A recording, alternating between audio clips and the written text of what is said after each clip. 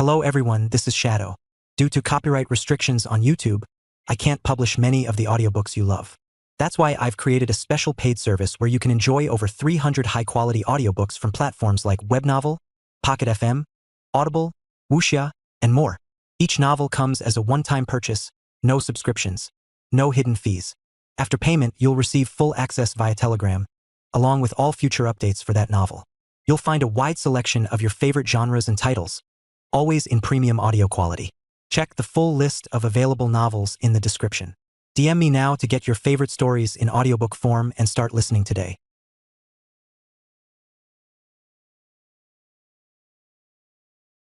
Chapter 1135.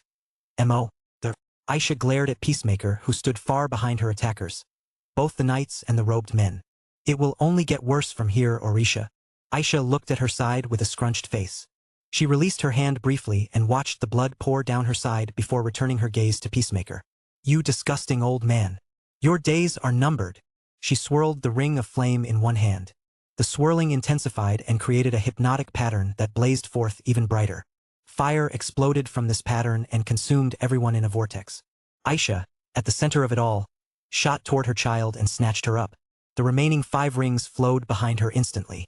They erected a shield of flames that blocked the wind spears bombarding her the moment she raced toward her child. She lunged forward, sprinting with desperate haste. The circles protected her back. But it wasn't enough. Peacemaker. The man's hooded face appeared before her, causing her to stagger back mid-motion. She righted herself with a brutal spin and launched into the air. However, Peacemaker was already airborne. He clenched his fists together like a hammer, raised them above his head, and as she lunged upward, he came crashing down. His fists fell like thunderclaps and smashed her back to the ground, heedless of the baby in her arms. The ground shuddered and split, cracks running wide and chunks of debris exploding upward. Peacemaker descended through the dusty haze to grab Aisha from the crater's center. But his mouth opened slightly in shock as he saw no one there. At that moment, she revealed herself behind him. Her leg flew toward his head and crushed it from the side. He went rolling away, shattering the ground as he crashed through it. Aisha didn't wait. The rest of her attackers were already upon her. The knights swung wide arcs as they advanced heavily. The robed men exploded with air and speed, reaching for her. But Aisha simply spun with momentum and shot out of their path with astonishing speed. Not being a speed talent drifter, her movements were remarkable. The rings of flames, all 6, covered her back instantly. They released a torrent of fire that formed a wall. The wall rolled forward and collided with the knights and robed men, burning them with vicious heat. Their screams echoed into the distant night as they suffered. Some were tougher. They pushed through the wall of fire, letting it burn only their cloaks, and continued their pursuit. Aisha didn't know where she was running. She wasn't looking for help from anyone. It seemed the Kageyama clan had even allowed the elves to find her, so she and her husband were doomed. But she needed to find Shin at all costs. Together, they could escape this place. She looked at the child in her arms with an expression of anguish, then hardened her face and pressed forward. Her pursuers were relentless, chasing her through the canyon's corners. No matter how far she ran, the landscape didn't seem to change, and she saw no fortress in sight. She should have known something was wrong when she and Shin were escorted this deep into the mountains with the excuse of no free rooms except this place. They had obviously been preparing for this. Aisha's bleeding worsened, and her pursuers clung to her like a shadow. Then she hit a dead end. Aisha's eyes widened as she faced a slope she'd need to climb. The Kageyama clan had strange terrain. The thing about all these slopes and their general landscape was that they were all easily accessible from within. After all, she and Shin had been brought this far simply by walking through dark hallways. But externally, traversing them was nearly impossible. Aisha stared at the slope, her face turning bleak and colorless as she realized this was the end. Her pursuers caught up and finally formed an arc around her, surrounding her from all sides.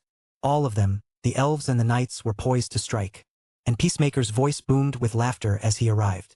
Princess, I told you it was enough. Look at you. This is the end of everything. Your excursion in this fake world is over. Time to go back home. Aisha gritted her teeth. Yes, sure. After I kill you. She made a vicious grin as her rings flew toward her. But Peacemaker moved like lightning. His fist shot forward and came down on one ring, shattering it at the edge. He flowed like the wind and grabbed another. Immediately, the fire vaporized. With the one in his hand, he knocked the 3rd and 4th off trajectory, sending them flying in different directions into the sky. Then he hurled the one in his grasp and smashed the ring that had nearly reached Aisha, all while moving fast enough to catch the last one. He looked at it with a scoff and crushed it as he walked back. Then he looked at Aisha. The toy your mother gave you is broken. Let's see how you're going to protect yourself now. Aisha stared, eyes wide, tears streaming down her face. Those flame rings meant everything to her. They were the last keepsake of her mother, the only thing connecting them. It was a weapon her mother had forged using ancient spellcraft.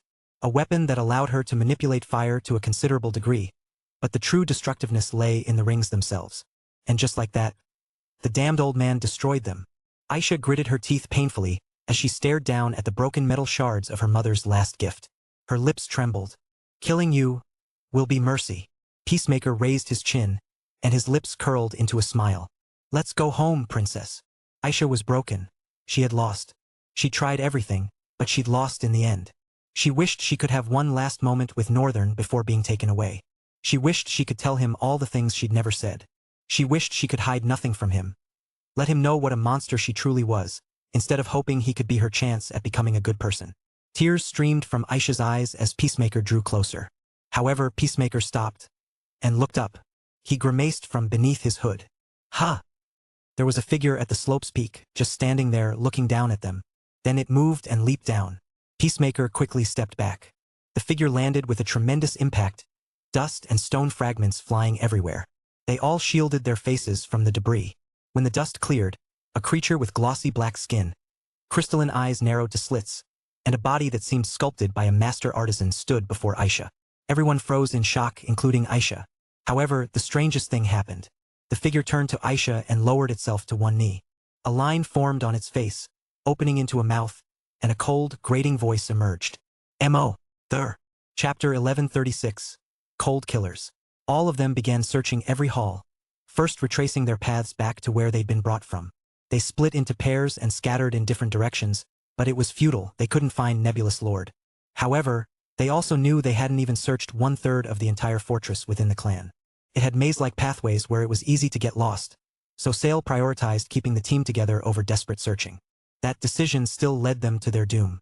As he and Ghost of Grey Lantern moved together, racing through the corridors, Ghost suddenly halted and seized Sale's hand, stopping him before he realized the danger.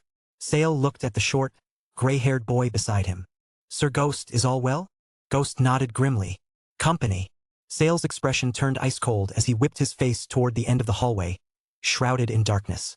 Immediately, slow clapping echoed from the shadows. Oh, this one here is quite sharp. Surprising. But pardon me, esteemed visitor. I must ask, why are you all wandering about? You were supposed to stay in your rooms until summoned. The voice clicked with irritation. This is why we despise hosting visitors. They never listen and always have restless legs. See, it's not my fault if you all die today. Understood. Sale's face hardened. What nonsense are you spouting? We're only wandering because you people are being shady, kidnapping one of our own. The voice clicked with irritation again. Accusing us of kidnapping now? Nah, that's not how things work. If you'd said we killed him, I might have believed you. It's a clan of killers. My brothers and sisters have a knack for just slipping into rooms and slaughtering visitors out of curiosity. But kidnapping has never been our specialty. We prefer being haunted by the dying screams of our victims rather than watching them scream in real time. The voice paused for breath. So you're the shady ones. But what do I care?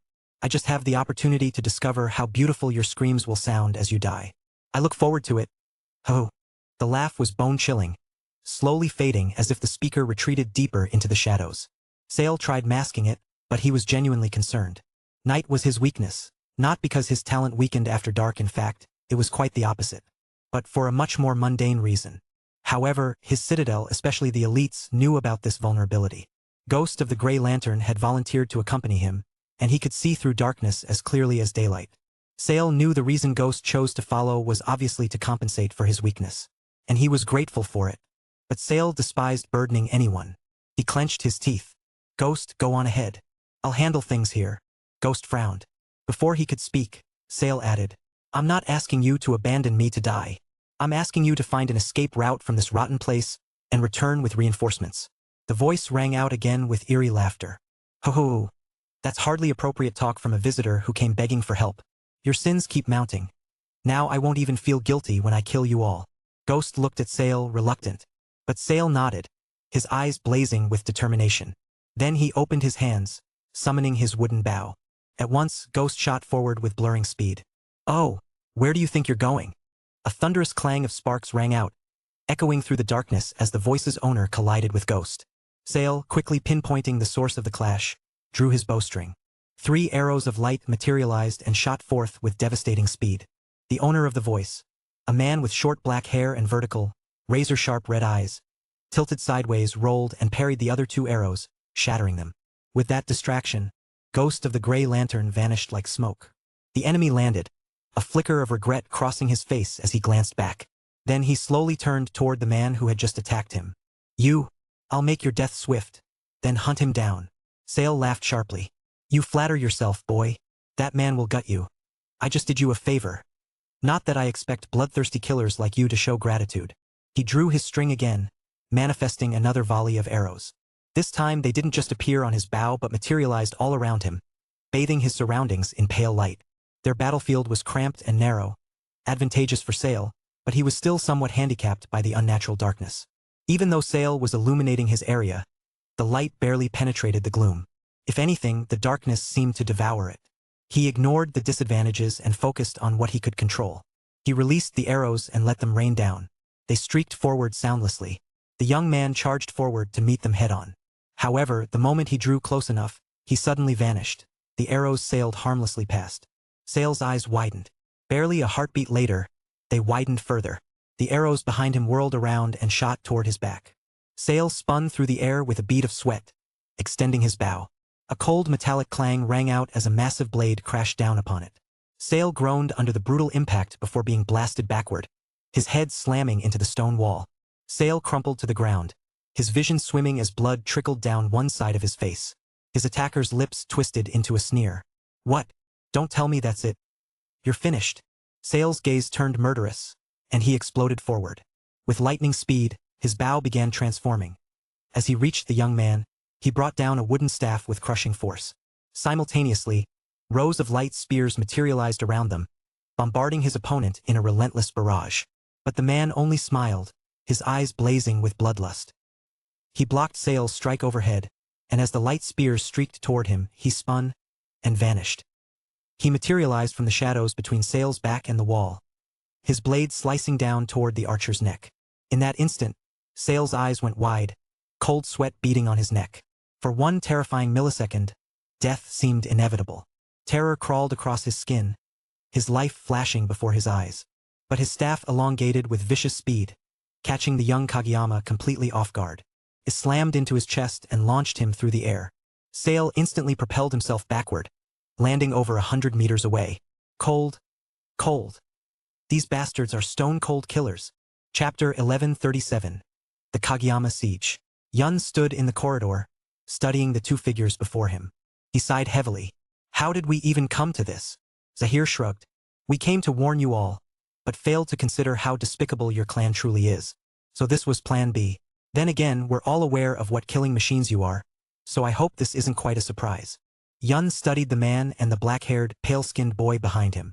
Then he shook his head. How pitiful. I didn't mean for this. He opened his palms, and 2 obsidian blades materialized in his grasp. He crossed them before his face and shifted into a combat stance.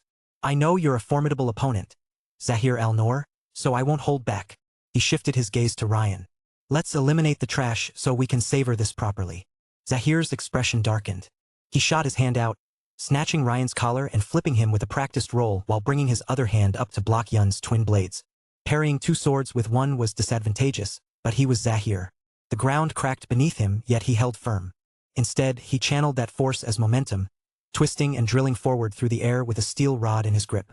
Yun blocked the strike and staggered back, but in that instant, the ground became treacherous, slick and frigid. His eyes widened as he glanced down. Ice! He snapped his gaze to Ryan, who crouched on the corridor's ledge, palm pressed against stone. Frost spread like wildfire, encasing the entire terrace and floor. Yun's lips curved into a smirk. How delightful! He glided across the ice like a seasoned skater, executed a graceful somersault, and landed balanced on his blade's tip. From his landing point, fractures spiderwebbed through the ice, spreading rapidly until the surface shattered into crystalline fragments. That was your mistake, killer boy, Zahir said coldly as he surged forward, his robes billowing in the breeze. The shattered ice fragments suspended in midair, then dissolved into mist that billowed outward, shrouding everything in dense white fog. Yun frowned as blindness engulfed him from all sides. He was trapped within walls of impenetrable whiteness. He peered left and right, nothing. No sound, no presence. Complete void. His eyes widened with realization. Have they fled?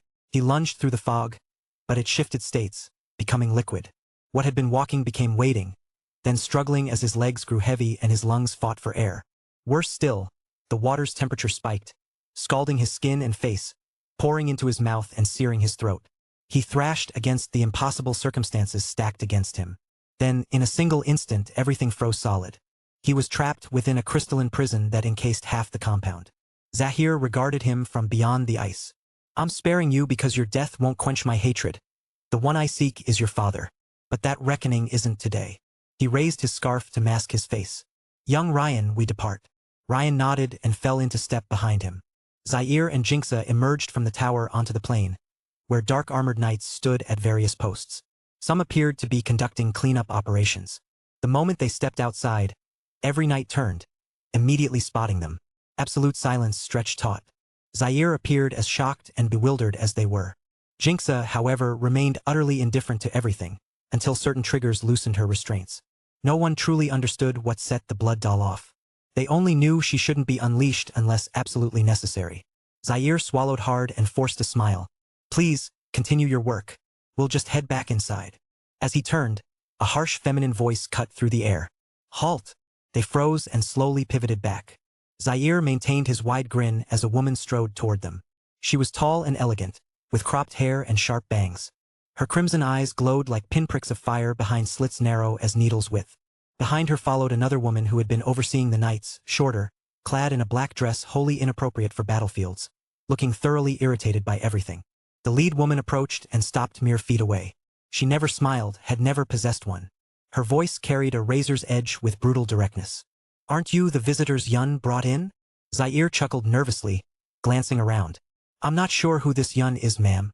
The woman studied him with suspicion, her gaze like a dagger's edge slowly catching light as it's drawn. Then she tilted her head suddenly, short hair cascading sideways. Doesn't matter. You shouldn't be here. I'll just eliminate you both and report to Shin. My apologies. She didn't move, at least not toward them, but something else did. Too fast, too thin, blurring into motion.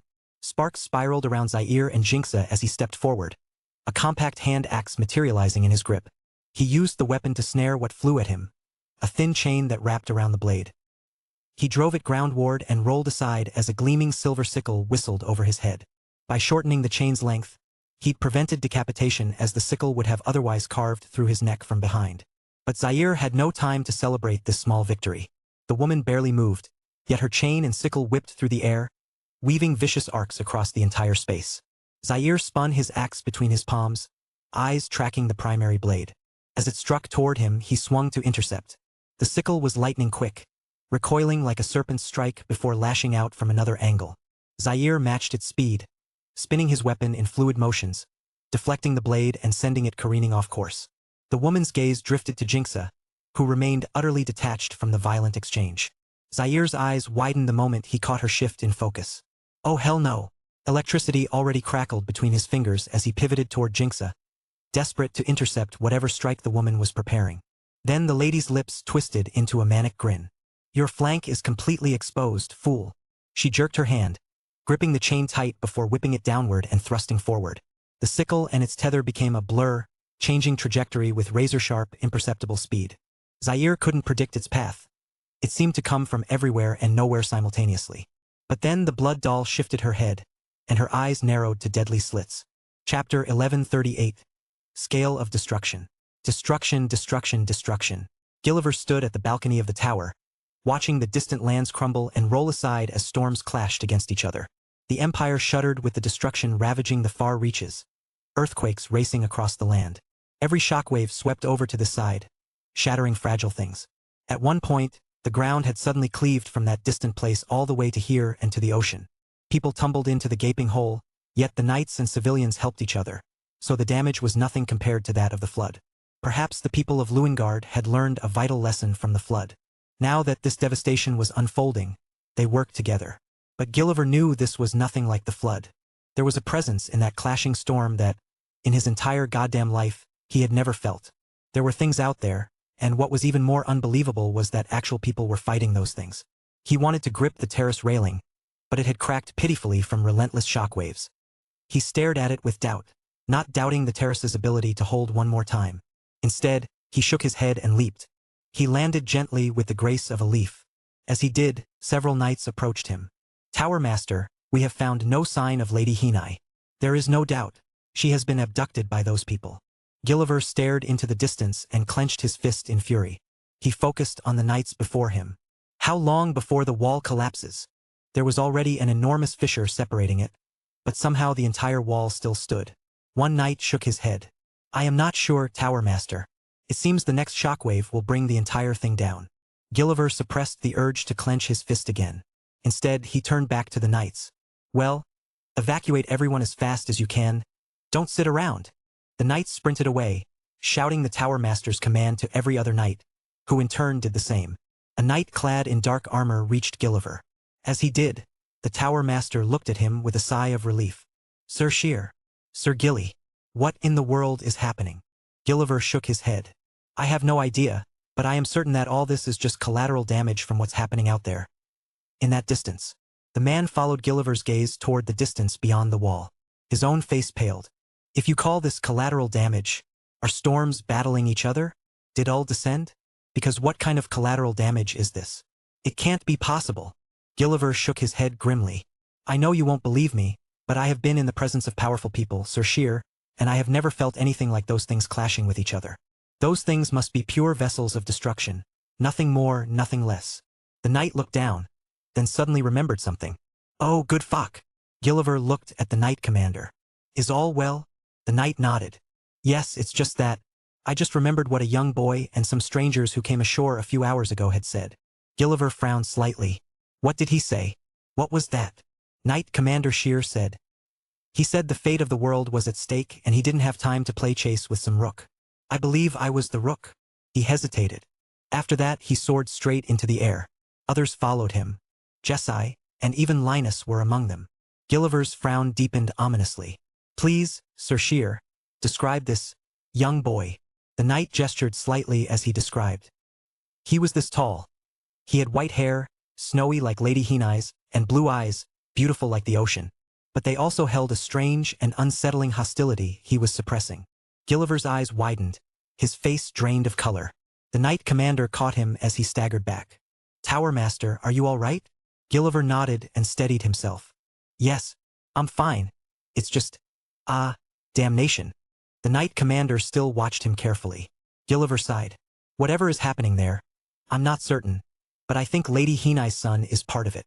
The knight commander's gaze sharpened with hostility. "Again? That boy? I heard he came and caused trouble some months ago during my absence. And he stood his ground against the Emperor."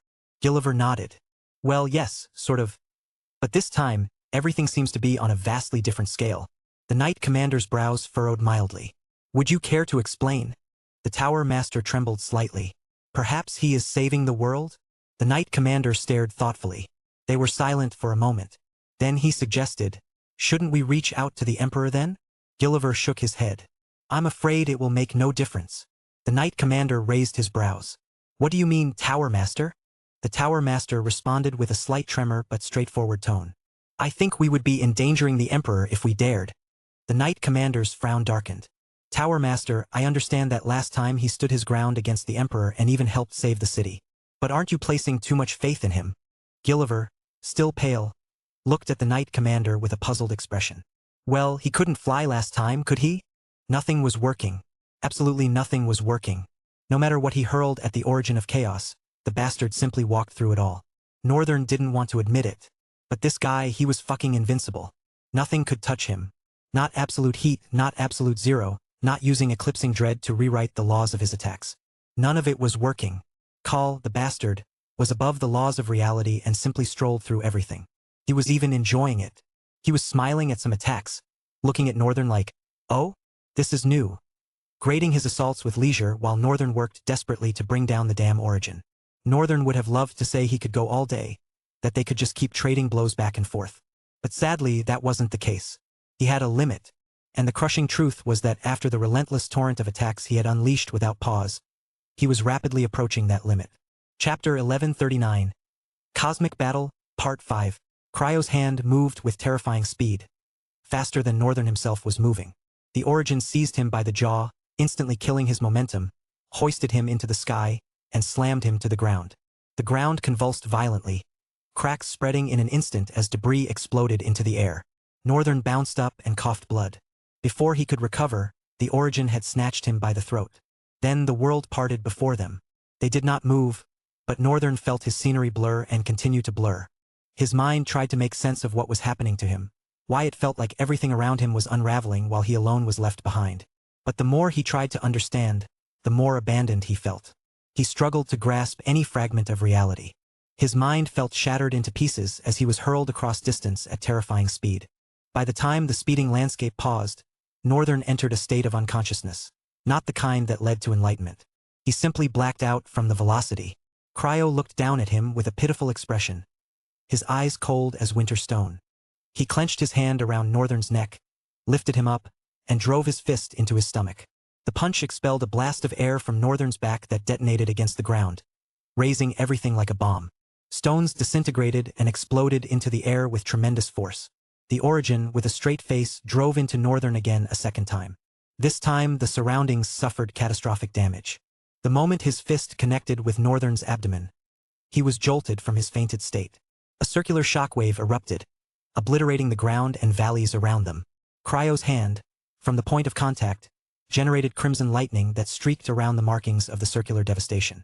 Northern's eyes bulged as blood exploded from his nose, mouth, and ears. The Origin struck with a blow first, then with imperceptible speed, opened the strike and, in the same breath, attacked with the tip of his fingers. He curled them back to a fist and hammered Northern's gut 5 times in the span of a single punch. Nothing was perceived at first. Then 5 consecutive shockwaves of tremendous air blasts exploded from Northern's back with such force that even the molten vein armor could not endure. It exploded into jagged pieces from behind, leaving Northern's back completely exposed. Cryo did not stop there. He hurled Northern forward with devastating speed. They crashed into a forest, and he held Northern's head forward, crushing it through countless trees. Massive trees that had stood for hundreds, perhaps even thousands of years, were shattered to splinters by the force with which he hurled Northern. He paused somewhere in the middle of the forest. His sudden stop generated a tremendous shockwave that blew backward all the surrounding trees. Their leaves and branches flew as if assaulted by a terrifying hurricane, yet they still managed to hold on. He suddenly lifted his foot off the ground, holding Northern by his head above a pile of dirt. Then he spun with tremendous speed, whirling so fast that he became a literal tornado, carving deep grooves of destruction into the earth. The trees that had struggled to hold before were now being uprooted with ease, flying around the tornado in circles. At the tip of this whirlwind was Northern. His eyeballs had rolled back, his mouth hung open with drool scattering everywhere, as he was swept along by the tide of unstoppable force. As Cryo released him, Northern exploded across the distance, rolling as he crashed and tumbled through the rest of the forest, destroying trees with a force that resounded across the heavens like the destruction of the world itself. He blacked out for a moment, unable to stop the momentum. He was growing weary, and his body was moving at a pace far greater than his mind, which he presumed was fast, could catch up with. Northern finally crashed into a high slope of the mountain. His impact generated a shockwave that exploded across the entire peak, sending a massive eruption of dust into the heavens. Silence fell over the atmosphere as the dust thickened into fog, shrouding that portion of the forest. Meanwhile, Cryo, who was far behind, walked forward slowly. His expression remained stone cold, not an iota of emotion on his face as he marched toward Northern. He turned his head slightly to the left and stopped. Barely a millisecond later, a black light streaked past, cleaving the entire forest in its wake. The impact as it connected with Cryo caused another shockwave that exploded into the sky. Splintered trees and sand erupted skyward. Chaos Prince dove through the mist of dust, only to see his father holding the shimmering black arrow forged from void essence. But he was not surprised. He was even smiling as Cryo clenched his hand around the arrow and crushed it into fragments that vanished in the air. "Are you even taking this seriously?" Chaos Prince forced out a small laugh upon hearing his father's words. "Actually, I should be asking you, aren't you taking this a bit too seriously? Do you actually intend to destroy us both?" Cryo's gaze turned deep, dark, and cold. "There wouldn't need to be such measures if you just handed over the void." Chaos Prince laughed again, more eerily. Then he bared his teeth with closed eyes, grinning at his father. No, father. Cryo turned back too late. Even as he did, he collided with the force from behind and was sent reeling through the ground. Both of them exploded from the forest with tremendous speed, shooting toward the sky with a force that flattened the forest beneath them. Cryo, with intense effort, tore himself away from Northern's iron grip. He clenched his fist and struck Northern's cheek. A tremendous force exploded outward, but instead of flying away from the impact, Northern absorbed it instantly. Cryo struck Northern again, but the force died down immediately. Another blow, the force vanished. More and more, and the power actually began to diminish. He then glared at Northern as if the boy were a parasite beneath his skin. I have no use for you. Just die. Northern grinned maniacally. No, you fucking retard. The only one dying today is you. Let's see if you can handle your own attacks. Northern hurled his head back and smashed it into the Origin's skull. Using full impact's recoil, he returned every absorbed blow in one devastating strike. Chapter 1140. Cosmic Battle, Part 6. Blood and Madness. Northern's skull crashed against Cryo's with the recoil of every absorbed strike. The world seemed to rupture. The mountain itself caved inward, ridges shattering and peaks collapsing as a wave of annihilation burst outward. Valleys split open like wounds across the land, and the heavens shook with a deafening roar. Cryos reeled backward through the air, rolling across clouds with unstoppable momentum before suddenly halting himself mid-motion. He moved his hand while suspended in the air and touched his nose, then brought that single finger to his eyes. There was a smear of silver liquid on it. Cryos' expression twisted darkly as he muttered, "A human made me bleed?" His stone-cold expression cracked for the first time, his gaze narrowing with genuine malice. His body trembled with barely contained violence, as though his own essence had been turned against him. Northern stumbled forward, his body shattered yet blazing with terrible vitality. His teeth bared through blood, his eyes swirling with manic light. He laughed. "Ahaha. This feels better than any blow I've ever landed. I headbutt some sense into you, didn't I?" Cryos' face darkened even more savagely. "You profane being." Northern laughed even harder, screaming, "That's more like it. That is how the origin of madness should sound." The one thing that had unsettled him from the beginning of this battle was how calm and collected Cryos had been. The origin of blood, war, madness, and chaos was just too composed for him to be considered one. And it was because the bastard still had everything going well for him. Even when he bled from the fight with Ul, his perfectly cool countenance remained intact. But now a single attack from Northern was striking him in places he couldn't hide. There was no doubt about it. This had to be a mental battle as much as it was physical. At that moment, Northern realized he would have to attack the Origin's pride to make him lose control enough for a mistake to happen. He smirked at his realization. But still, could he last long enough? Northern roughly wiped the blood dripping from his nose, leaving a crimson smear on his cheek. "I am as resilient as my will to survive." Cryos exhaled slowly, crimson smoke hissing from his lips. "Foolish human. You dare." The Origin's hand stretched outward, and the space around Northern collapsed inward. Forest, stone, and even the scattered lightning shards bent toward Cryos' palm, pulled into a gravitational vortex that sought to crush Northern into nothing. Northern struggled. He gritted his teeth and immediately spawned a spiraling torrent of ice that exploded outward, feeding the black hole something to devour. He erupted with tremendous flight force, expecting to escape the range. But he had gravely underestimated the gravitational pull. The ice he shot at it consisted of solid fragments, yet they flowed out like a frozen river, all of it instantly swallowed. He was only able to move an inch higher and was now being dragged back with fierce intensity. Northern gritted his teeth. "Where is that bastard?" A vicious black arrow suddenly streaked past him and sent the Origin's head snapping back. Cryos froze in that position. His hand stretched out, his head knocked back with a black arrow protruding from his eye, his hand poised to catch. Northern was startled for a moment. He missed it. He glanced down at the Chaos Prince, who was grinning at him with a thumbs up. Northern frowned as something cold crawled across his body. He quickly focused on escaping the Origin, vanishing from the pulling vortex with desperate speed. Northern glowered from the distance amidst the clouds and erupted with fury. The winds and heavens responded with the same level of vicious wrath. The sky rumbled with a thick, wrathful sound, as if the clouds were being rolled by a colossal hand forged of steel. Lightning rods streaked down in jagged patterns, connecting to Northern's hands. At the same time, the winds picked up like titanic steeds and rushed forward, obliterating the forest far below. To the north of the forest lay a vast desert plain that separated the wall of Luengard Empire from the scene where Northern and Cryos battled. But the desert was stirring with a sandstorm as the winds answered Northern's fury. The Chaos Prince, who was amidst the forest, cried out as he ran through the crumbling woodland. "Hey! Hey! Your partner is here! Hey!" His eyes widened as a torn tree hurtled toward his face. Mere inches from his widened eyes before he suddenly dropped into a crouch and let it fly past. The ground trembled violently, and immediately the Chaos Prince lunged into the air, sprouting large black wings that seemed delicately carved from liquid darkness with intricate detail. He breathed for a moment, closing his eyes. But as he opened them, a streak of lightning split across the sky, slamming into him, coursing through his entire body, and flinging him skyward. The entire air crackled with lightning that charged toward Northern as he descended upon the origin of chaos. Lightning spreading behind him like an enigmatic cloak. Cryos, with cold fury, opened his palms and hurled them forward. The two clashed, and the world paused for a moment to process the devastation. Then havoc. Veins of lightning, blue and brilliant, black and crimson, spread outward with tremendous force and speed. Even the Chaos Prince had to curl his wings over his face to shield himself from them. The blue and brilliant lightning immediately seared his wings to a crisp, while the crimson lightning caused them to corrode and mutate into something else, becoming grotesque, quickly sprouting horns at their edges and extending beyond normal length. But as soon as the grotesque transformation began, he frowned, and immediately the horns, as though terrified of something even more sinister, sank back inside. His wings returned to normal in an instant. He looked at his left wing, half of which had been burned away by Northern's lightning, and sighed. Then it regrew instantly.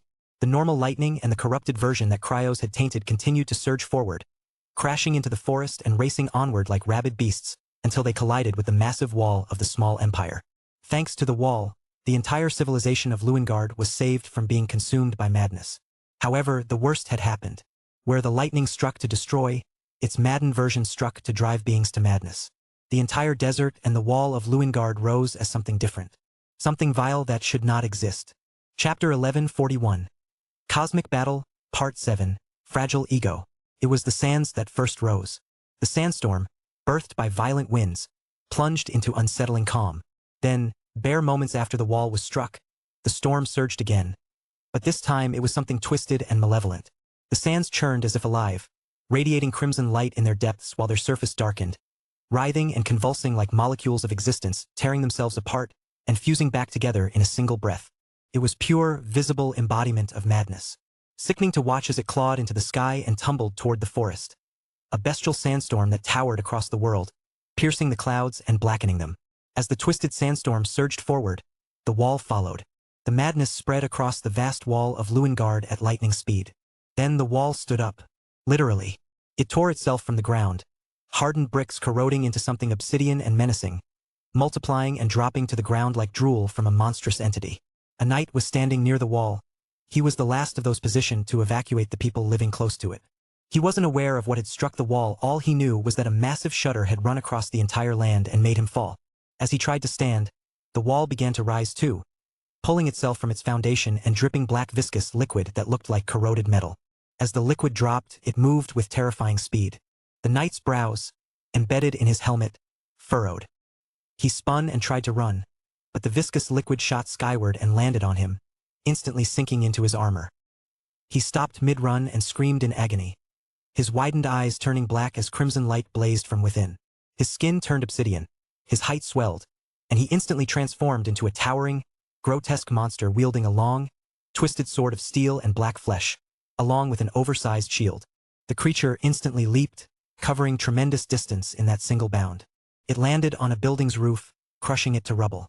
Knights nearby instantly began to regroup, barking commands as they unsheathed their swords and engaged the monster. But they were hurled back like broken dolls. Meanwhile, more of the moving obsidian viscous things crawled across the ground, spreading into the distance in vast amounts. The wall itself lumbered forward, making people widen their eyes in horror. The Tower Master and Knight Commander, who were near the Hall of Trials where the Emperor had locked himself for months since his last appearance, stared from where they stood with terror etched on their faces. The shadow of the wall fell across the entire land as it grew higher, slowly stretching across the sky to encompass them all. Northern's mind collapsed once again as he was struck by the origin. The damned bastard had tried to hit him directly with madness this time. But Northern had long since developed resistance to that. His mind blacked out for a moment. In that instant, Northern felt his brain cells surge at terrible speed, attacking that single spawn of madness. But it wasn't just his brain cells, it was omniform. Apparently, his body had continued growing. No, to be more accurate, omniform was still spreading across his entire body. It was taking time, slow but progressive. Northern felt a throbbing headache as he opened his eyes. He barely cracked them open when cryos descended upon him. It was fast. He lost sight of the origin for a moment and felt as though he'd been struck by a mountain.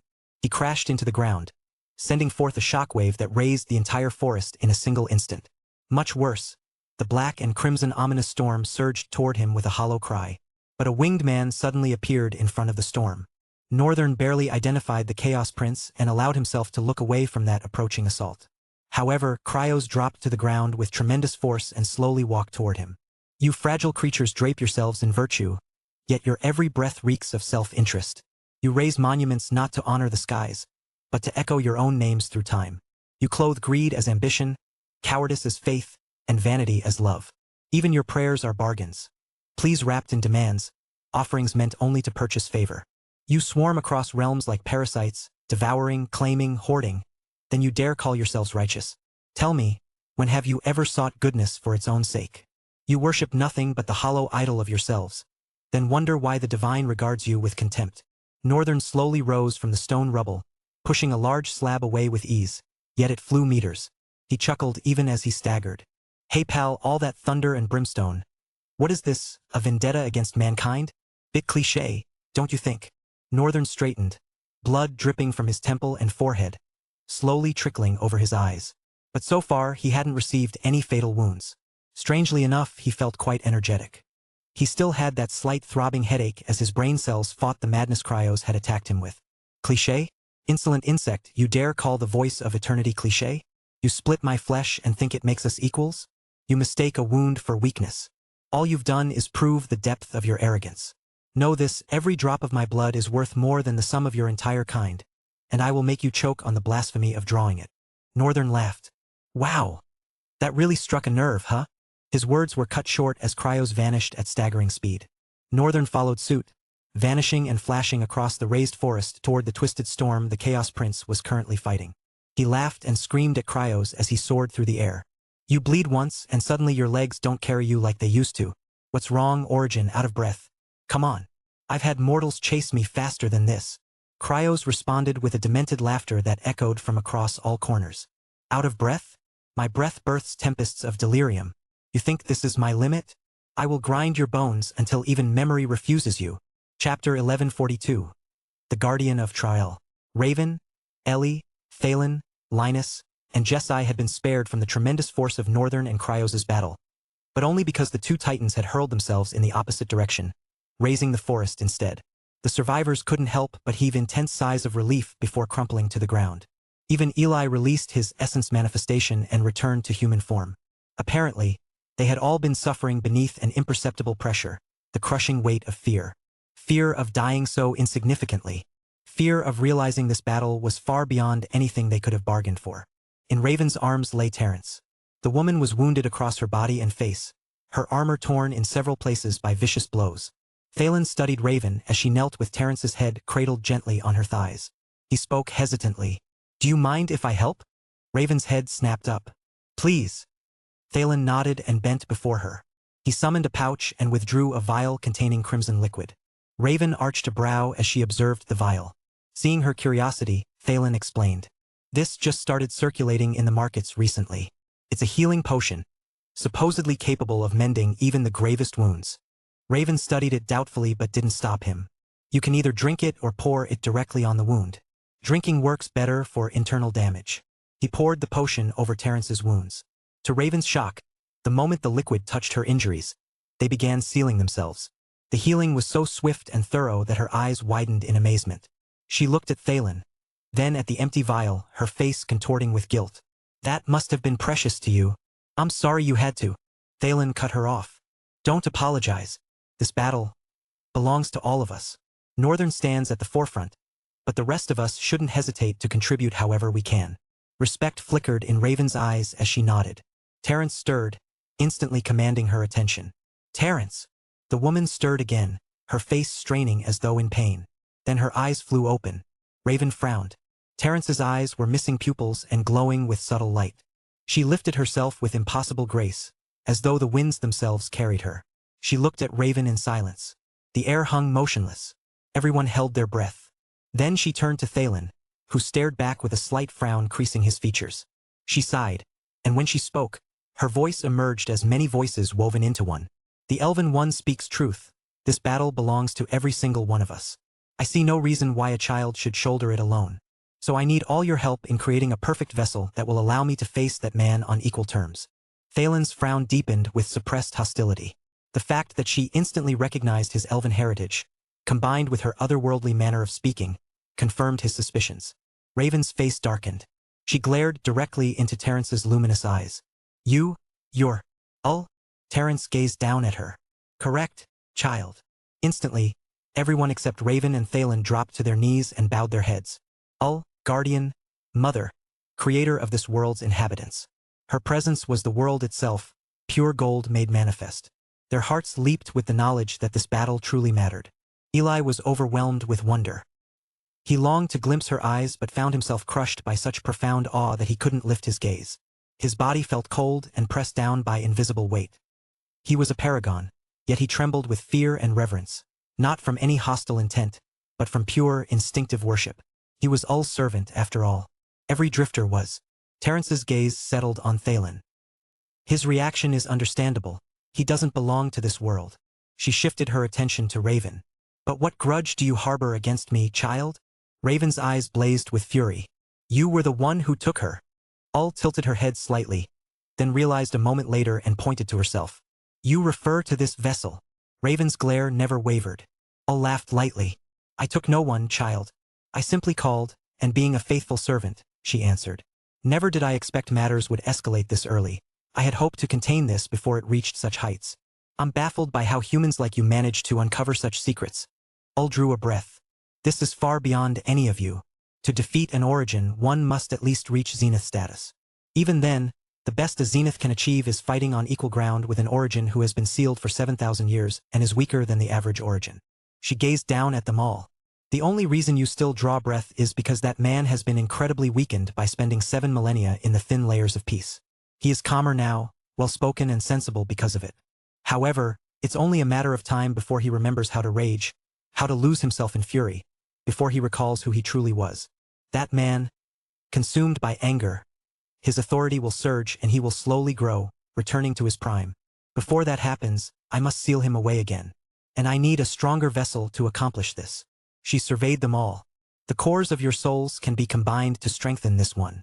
This will allow me to draw out more of my authority and forge a far more durable body.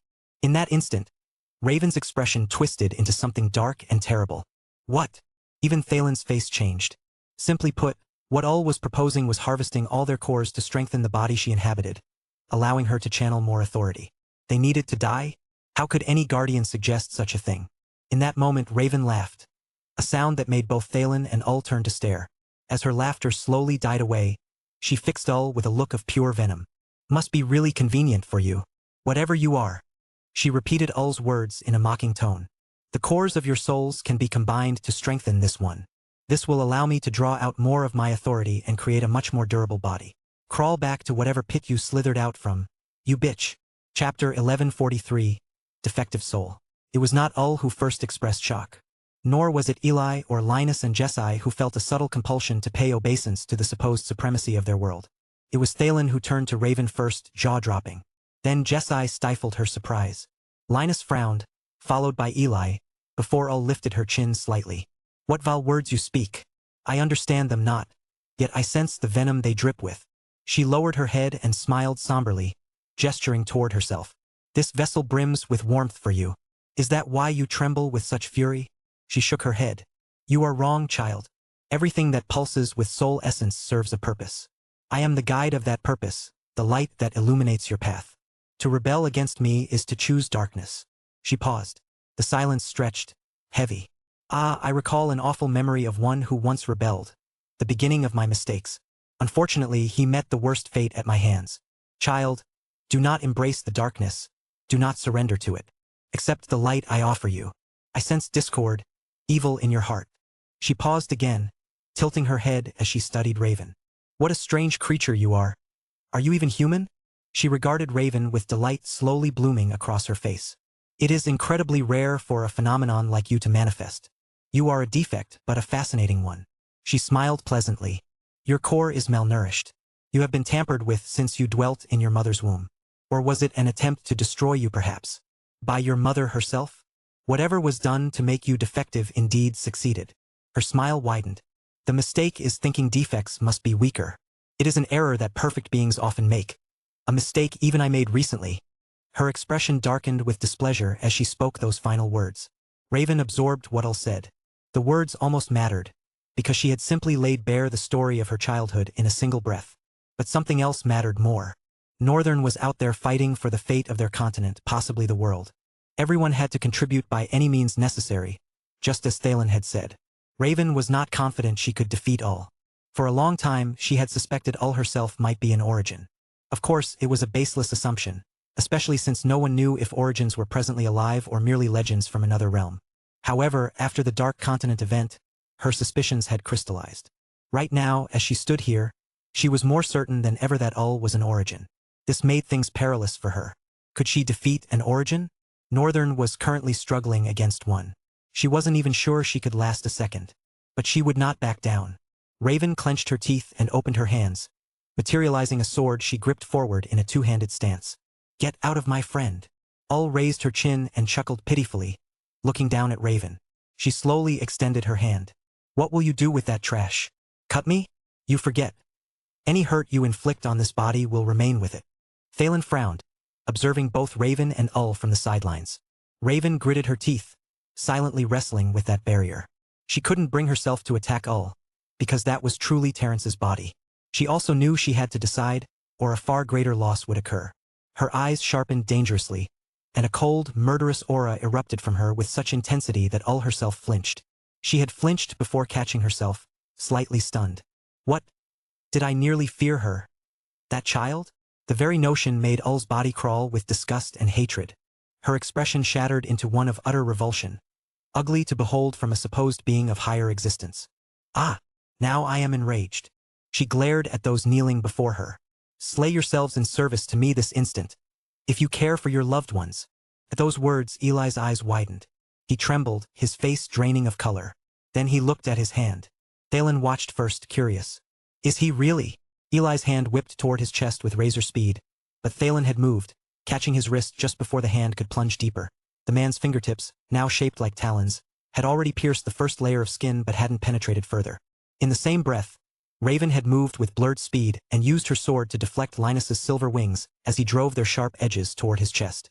She spun frantically toward Jessi but stopped mid-stride as she saw the young woman wearing a wide, demented grin, trembling as she held her hand, the one that itched madly to drive the spear into her chest. Jessi drooled as she began clawing at her right hand with her fingers, trying to wound herself while mumbling like a crazed soul. Only he can command me, only he can command me, only he can command me. For a moment, Raven shuddered as if something cold had bitten her. Her lips parted slightly. What the? But immediately she turned to Ul, who blazed with even greater fury. You reckless humans! Do you have any idea what your transgressions mean? This is treachery. You dare oppose me when I harbor nothing but pure intentions toward you all. She lunged forward, hands extended as she reached for Linus. Raven surged forward as well, hurling her sword upward from behind with both hands. However, Ul suddenly halted mid-movement. The pause gave Raven the time she needed. Her gaze sharpened and she swung the sword upward toward Terrence's neck, resolved to cleanly sever her head. But her blade froze mere inches from the neck, and her eyes widened. One of Terrence's eyes was strained, streaming with tears, and her hand trembled. Raven trembled slightly as she realized her friend was also fighting from within. She instantly felt a searing ache pierce her heart. She had resolved earlier that she must do what needed to be done. It was the only thing she knew how to do. Help people execute what they deemed most difficult. But today it was especially torturous and contradictory, because even though her mind, sharp as a blade, knew what to cut, her heart felt leaden and reluctant. She had suppressed her heart. But just now, she realized she had never even granted her friend the benefit of doubt, trust, that maybe she too would be able to fight. At that moment, Ul grinned and fixed her glare on Raven. Kill yourself this instant. Raven's widened eyes trembled as she turned the edge of her sword, bringing it to her throat. Chapter 1144, Voice of Revolt. Raven wrestled with herself for a moment, the blade in her hand trembling.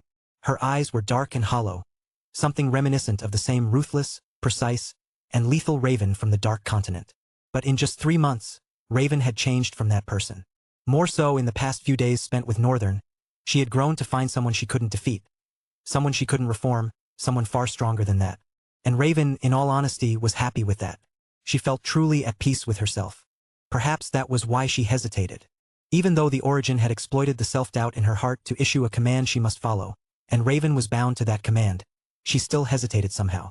Terrence, struggling from behind, saw this and winced painfully.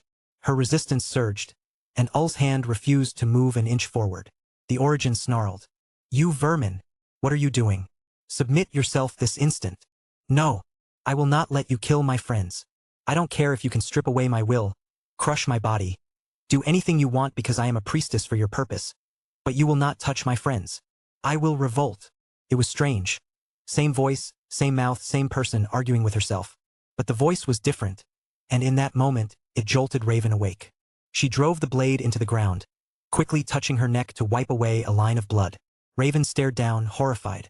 I was completely out of it for a moment. And then, the voice that speaks whenever I slay monsters or advance in soul rank commanded me to. Raven raised her eyes, realization dawning. Ul still trembled, unable to move because Terrence resisted her with an iron will. Raven suddenly understood. We must do something to. How dare you? Raven's eyes widened. She threw herself aside as Jessie, with her scream and her spear, descended like a hurricane. Her spear whirled through the air, transforming into several strikes embedded in one. But Linus intercepted, extending his wing and driving it into the ground to block the attack, shielding himself and all. Jessie landed and spun her spear, resting it on her shoulder and fixing Linus with a grim stare. What are you doing? Are you a fool? If you attack her, you'll destroy the human. Jessie tilted her head, that same grimness intact. Do I look like I care? Linus frowned. You might not, but he does. They are part of the reason he's fighting so hard now. If you kill her, do you think you'll get a well done from him? Or will you simply fall from his grace? Jessie looked down for a moment, muttering slowly. I do not wish to fall from grace. Linus sighed, then glanced back at Ul. Then we have to separate Ul from the woman. At least that would guarantee her safety. Jessie looked at Linus, then at Ul behind him. She drove her spear into the ground, leaving it standing. Meanwhile, Thalen, who was holding Eli in place, looked at him, hoping the Paragon had also snapped out of it. Eli had been still since he'd restrained him, no movement whatsoever, but somehow he was having a bad premonition. Raven looked around. The landscape was barren, night had fallen, and the winds were growing colder. As a Paragon, she held a degree of resistance to the cold. But she had seen how savage the weather conditions of the Dark Continent could be. Moreover, in the next few hours it would be the last day of the year. She hadn't expected to spend the year's end warding off invaders. It was an unfortunate event, for them all and for this world. But things seemed to have progressed. Everyone had regained a sense of self. All they needed to do was knock Terrence unconscious so they could focus less on her and find a way to help Northern. The constant rumbling from afar and the subtle trembling of the land made her uneasy and worried about Northern. However, in a moment she sighed. What position am I in to be worrying about him? Northern didn't need her useless worry right now. What he needed was whatever contribution she could make. She straightened and yanked her sword from the ground, fixing Terrence with a stern look. We have to knock her out. Linus and Jessie turned to the priestess, Raven's words cutting through the chaos. Meanwhile, Ul, still wrestling with Terrence's iron will, began to sweat from one side of her face. She was visibly panicking. The humans she faced, especially the black-haired girl, were unusual. Then there was the lady with short hair and dark eyes. She looked unhinged. Ul was confused. Confused as to why her command wasn't working on those two. What made them so special? Her voice, the guidance drifters had heard since the day they awakened, had become ingrained in their thoughts. She doubted anyone in this cubicle of a world could disobey her, because her voice had become their thoughts. What she commanded felt like their own convictions. She could guess why the black-haired girl resisted. Aside from being a defect, the priestess's resistance seemed to be stirring something emotional. Humans were irritating. They responded fiercely to sentimentalism and emotions. Ul could never understand it. But she wouldn't underestimate it. She wouldn't make the same mistake twice. Then there was the elf. She clicked her teeth in annoyance, realizing this was the worst combination of people she could encounter. She despised struggling this much against humans who were like parasitic bugs. Her younger brother would be laughing if he could see her now. That scornful Eki. I need to turn the tides. Ul turned her head and saw Thalen still restraining Eli. Then she realized something. That one is a paragon. He's the only normal one of them all. The closer you are to the peak, the harder it is to resist my voice. This girl leaves a bad taste in my mouth. Despite being a paragon, she resisted. But this one is normal. If I focus on him alone, it should be possible. Ul whirled back. Child. Sacrifice yourself, save your world. Give me your core. Thalen trembled as he felt fierce resistance from Eli. He glared at Ul. You are a shameless woman. You are the vermin among us all. He shouted before Eli slammed his legs into the ground, generating a shockwave that sent Thalen hurtling through the air. Eli drove his sharp talons toward his belly, but before they could pierce, his forearm went flying into the air, Raven appearing before him. His eyes darkened with fury, a rod materializing in his hand. When did he? Raven had no time to recover when the rod slammed down. She redirected her sword and blocked the strike. But the ground suffered. A shockwave erupted outward, webbed cracks shattering the stones instantly. Eli's amber eyes blazed with cold malice as he whirled the black rod through the air, bringing it down on her again immediately. Chapter 1145. Evil Guardian. Raven's eyes widened with shock. Even though she had cleanly sliced Eli's hand off, the paragon paid no regard to it. He blocked her strike instantly. Not just that, his movement was fast, too fast. She hadn't expected him to twist his hand in midair without proper stance and bring the strange rod down a second time. Raven wondered in that moment. Should I use my ability? But she immediately decided against it. She didn't want to kill the paragon or drag this into a drawn-out battle. She was out of options as the rod came down. She would have to take the blow. However, a surge of wind rushed toward her, strange and different, with a thick green flow. Thalen. The tide of wind struck Eli's flank like a pillar and sent him reeling through the air. The green wind twirled and scattered, revealing Thalen, whose hands spun as he descended slowly to the ground. His body had changed. He'd grown taller. His hair flowed down in green waves, with pointed ears and emerald eyes that shone with ethereal grace. I'll stop him from killing himself. Lady Raven, you find a way to knock Ul out. Raven looked at the elf strangely and nodded. All right, thank you. She turned to Ul, but suddenly something strange happened. The space shrank. Everything distorted in a way she didn't understand. She was closer to Thalen, who had just run toward Eli, but now Thalen was running toward her, with Jessi and Linus close to where she thought she'd been. For a brief second, she caught no glimpse of Ul and Eli, especially Ul, who had been to their right with Jessi and Eli, but now was nowhere to be found. They all froze, stopping and looking around, noticing how the space had collapsed and their locations had been switched without them knowing how or when. Drip, drip. Right in front of Raven, crimson liquid began to fall drop by drop. She frowned, her face paling as she lifted her gaze. In the sky were Ul and Eli. Her hand was buried in the paragon's bowels, punching out from behind, drenched in his blood. Her mouth opened in shock, her throat going dry at what she saw. Linus and Jessi raised their heads, shocked, horrified by the sight. Ul was preached and treated as the ego of the world. She was Trael, and Trael was her. She was the voice the world itself grew in order to save them. In other words, she was the force of awakening talent, the quencher of the early calamities. Somewhere in their hearts, they developed a conclusion that Ul was benevolent, kind, the queen of mankind who had humanity's best interests at heart. A sole guardian created for mankind's protection, the axis of goodness and humanity itself. However, in this instant that illusion came undone. They were realizing it was all lies. They had no idea where the lie had started, but the truth was undeniable. This was the macabre face of the one they deemed guardian of their world. Trael's supposed voice, and it terrified them. Ul looked at Eli with a cold, indifferent expression. Her form, Terrence's form, was changing. Terrence's white hair fell longer, reaching beyond her feet. Her eyes grew sharper with a golden glow radiating from them. Her skin paled, and golden markings began to flow across it as her armor reformed, streaming and solidifying over her body with insane speed.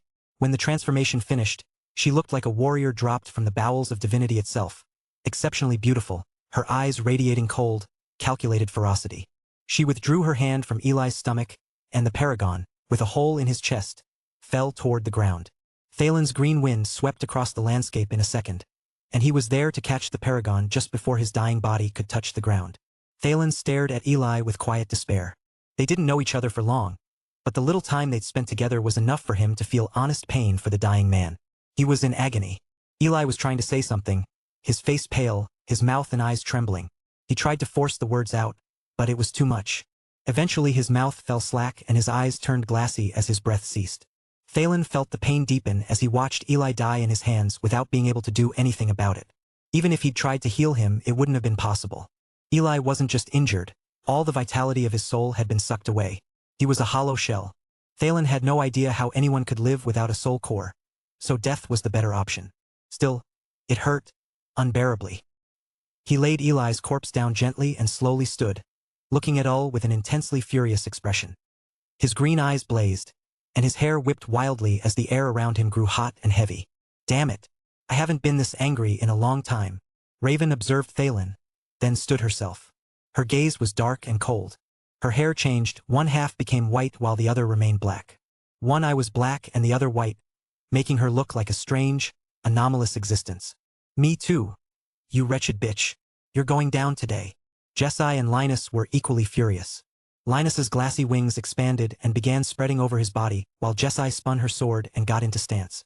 Her voice rang out with demented glee, a grin playing across her face. Looks like it's been decided then. We're slaying our evil guardian. Ul looked down on all of them with utter disgust. You think I have a shred of muscle in my pristine body willing to bother with you vermin? She looked forward and blasted off like an arrow released from a bow.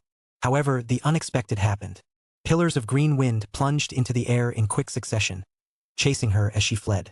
They exploded from beneath the ground like volcanic eruptions and continued surging forward. Ul glanced back in slight worry and increased her speed, flying even faster. Suddenly there was another figure chasing her far behind. One wing was white, the other black, and both extended over a vast, impossible distance. One flap alone generated a wind vortex that could send roofs flying from wooden houses. Both of them chased her with insane ferocity burning not just in their eyes but in every desperate attempt they made to close the distance. Hello everyone, this is Shadow. Due to copyright restrictions on YouTube, I can't publish many of the audiobooks you love. That's why I've created a special paid service where you can enjoy over 300 high-quality audiobooks from platforms like Webnovel, Pocket FM, Audible, Wuxia, and more. Each novel comes as a one-time purchase, no subscriptions, no hidden fees. After payment, you'll receive full access via Telegram, along with all future updates for that novel. You'll find a wide selection of your favorite genres and titles, always in premium audio quality. Check the full list of available novels in the description. DM me now to get your favorite stories in audiobook form and start listening today.